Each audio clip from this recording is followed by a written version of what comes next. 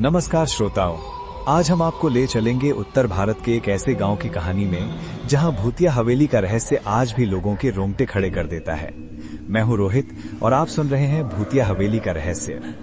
और मैं हूं नेहा। क्या आप विश्वास करते हैं कि कुछ जगहें ऐसी होती हैं जहां अतीत के दर्द और अधूरी कहानियां आज भी जीवित हैं? आज हम बात करेंगे राजस्थान के झुंझुनू जिले के पास स्थित ठाकुर हवेली की, जो अपने भूतिया रहस्यों के लिए प्रसिद्ध है। साल 1998 की बात है। ये हवेली सालों से खाली पड़ी थी, पुरानी और जर्जर, लेकिन अभी भी अपने वैभव के निशान लिए हुए। गांव वाले कहते थे कि रात के समय वहां से अजीब अजीब आवाजें आती थीं, किसी के रोने की, हंसने की और दरवाजे जोर से बंद होने की। रोहित, सबसे दिलचस्प बात तो ये थी कि गांव के लोग दिन में तो उस रास्ते से निकल लेते थे, लेकिन शाम ढलते ही वहां कोई नहीं जाता था। बच्चों को डराने के लिए भी कहा जाता था कि अगर वे शरारत करेंगे तो उन्हें ठाकुर हवेली में बंद कर दिया जाएगा। ऐसे ही एक दिन पास के शहर से 4 कॉलेज के छात्र वहां आए। राहुल, अमित, विकास और संजय, चारों दोस्त। उन्हें इन भूत प्रेत की कहानियों पर कोई विश्वास नहीं था। वास्तव में वे अपने कॉलेज प्रोजेक्ट के लिए ग्रामीण किंवदंतियों पर शोध कर रहे थे। हाँ, और जब उन्होंने गांव वालों से ठाकुर हवेली के बारे में सुना तो उन्होंने तय किया कि वे रात भर वहां रहेंगे और सच्चाई का पता लगाएंगे। गांव वालों ने उन्हें बहुत समझाया, लेकिन वे नहीं माने। संजय ने तो मजाक में कहा था, अगर वहां भूत होता तो अब तक किसी ने उसकी तस्वीर क्यों नहीं खींची? हम तो वीडियो रिकॉर्डिंग भी करेंगे। लेकिन गांव के एक बुजुर्ग ने गंभीरता से चेतावनी दी थी, बेटा, कुछ चीजें कैमरे में कैद नहीं होती और कुछ रहस्य जानना अच्छा नहीं होता। उस शाम वे चारों अपने सामान के साथ हवेली पहुँचे। उनके पास टॉर्च, कैमरा, रिकॉर्डर और एक रात बिताने का सामान था। गांव वालों ने दूर से ही उन्हें देखा और सिर हिलाया, जैसे कह रहे हो कि इन्हें नहीं पता ये क्या कर रहे हैं। रात के 11 बजे तक सब कुछ सामान्य था। लड़कों ने हवेली के बाहरी हिस्से में अपना कैंप लगाया था। वे बातें कर रहे थे, हंस रहे थे और अपने रिकॉर्डर से आवाजें पकड़ने की कोशिश कर रहे थे। लेकिन फिर ठीक 12 बजे अचानक हवेली का मुख्य दरवाजा जोर से हिला। राहुल ने सोचा कि शायद हवा होगी और टॉर्च जलाकर उसने हवेली का मुख्य दरवाजा खोला। जैसे ही वे चारों अंदर गए, हवा एकदम ठंडी हो गई। वो जून का महीना था, राजस्थान में गर्मी का मौसम, लेकिन हवेली के अंदर ऐसा लग रहा था जैसे अचानक सर्दियां आ गई हों। दीवारों पर पुराने चित्र थे, धूल से ढके हुए, पर ऐसा लगता था जैसे कोई उन्हें देख रहा हो। अमित ने जब अपने कैमरे से फोटो खींचनी शुरू की तो कैमरा काम नहीं कर रहा था। विकास के मोबाइल की बैटरी अचानक कम होने लगी, जबकि उसने घर से पूरा चार्ज करके निकला था। राहुल ने आत्मविश्वास जताते हुए कहा, देखो, कुछ भी नहीं है यहाँ, ये सब हमारा मन हमें डरा रहा है।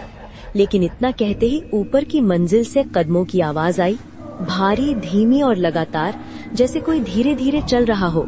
संजय ने मजाक में कहा, शायद चूहे होंगे, लेकिन सभी जानते थे कि चूहों की आवाज ऐसी नहीं होती।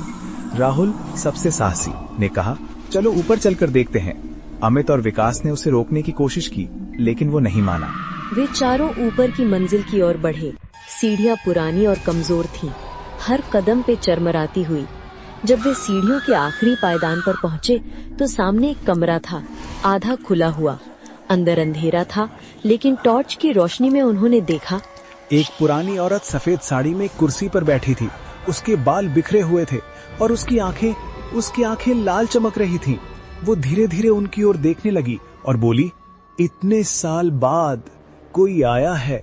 अगले ही पल पूरी हवेली में बिजली जैसी गड़गड़ाहट हुई। दरवाजे अपने आप बंद होने लगे, खिड़कियां हिलने लगी। चारों दोस्त भाग निकले सीढ़ियों से नीचे की ओर।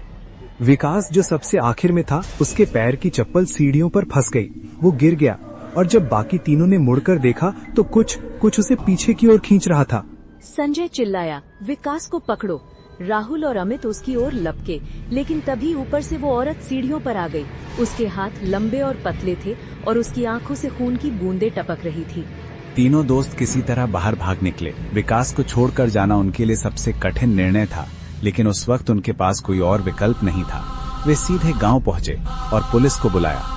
अगली सुबह जब पुलिस और गांव वाले हवेली पहुंचे तो विकास की लाश मिली। वो हवेली के मुख्य हॉल में पड़ा था। उसका चेहरा डर से विकृत था। ऐसा लगता था जैसे उसने अपनी मौत से पहले कुछ ऐसा देखा हो जो किसी इंसान को नहीं देखना चाहिए था। पोस्टमार्टम रिपोर्ट में कहा गया कि उसकी मौत दिल का दौरा पड़ने से हुई थी, लेकिन राहुल, अमित और संजय जानते थे कि ये सच नहीं था। उन्होंने जो देखा था वो किसी डॉक्टर की रिपोर्ट में नहीं समा सकता था। उसके बाद तीनों दोस्तों ने कभी इस घटना के बारे में विस्तार से बात नहीं की। वे अलग अलग शहरों में चले गए, अपने जीवन में आगे बढ़ गए, लेकिन उन तीनों ने कभी भी रात को अकेले सोना नहीं सीखा। उनकी आंखों में हमेशा एक डर रहता है, उस रात के डर की याद। आज भी राजस्थान के उस छोटे से गांव में ठाकुर हवेली खड़ी है, खामोश, अंधेरी और अपने रहस्यों को संजोए हुए।